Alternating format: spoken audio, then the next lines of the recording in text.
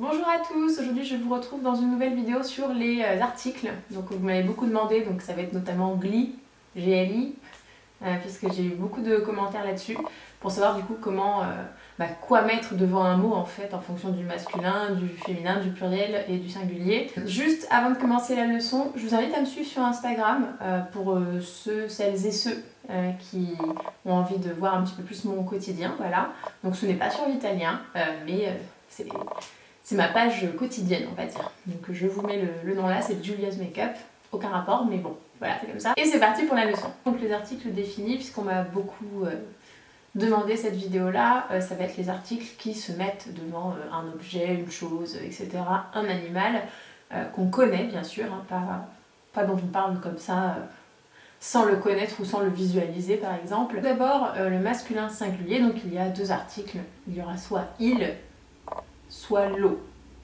Alors il est très important de retenir quand est-ce qu'on met l'eau, puisque vous verrez que ça a un impact pour le gli par la suite. Donc, étant donné que c'est une question qui revient très souvent sur cette chaîne, voilà, retenez bien le l'eau pour que le gli soit plus simple pour vous derrière.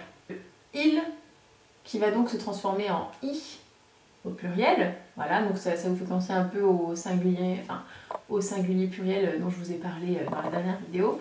Donc le il qui devient i au pluriel, il se met tout simplement quand il y a une consonne. Donc par exemple, il vino, i vini.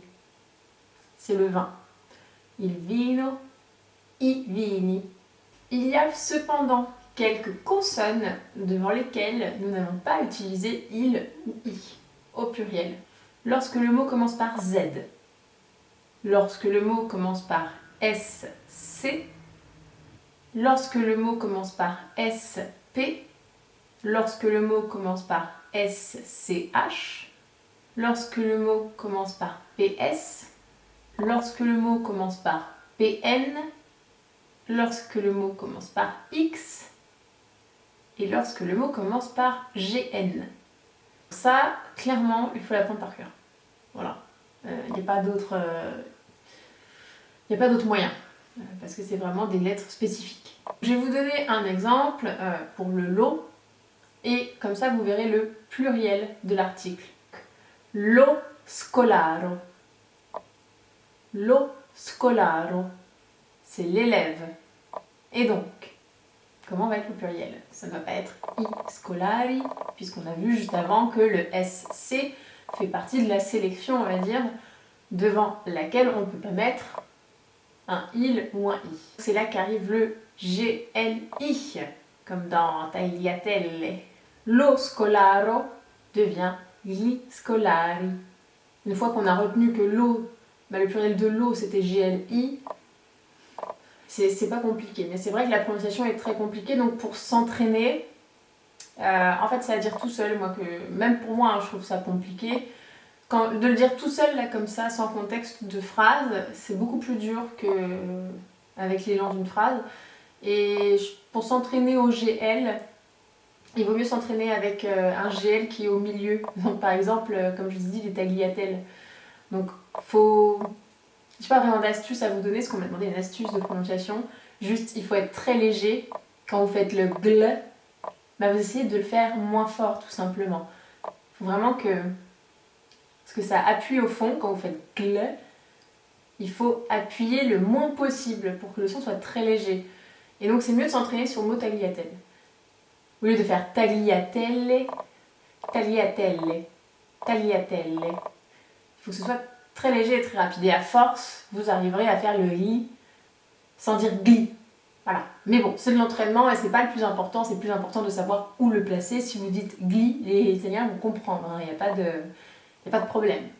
Et enfin, donc pour le féminin, puisqu'on va quand même parler du féminin, là, l'article là, au singulier c'est soit, voilà, c'est très simple, c'est là, il se transforme en les. Donc la donna, le donne. La donna, le donne. Ce qui veut dire la femme, les femmes.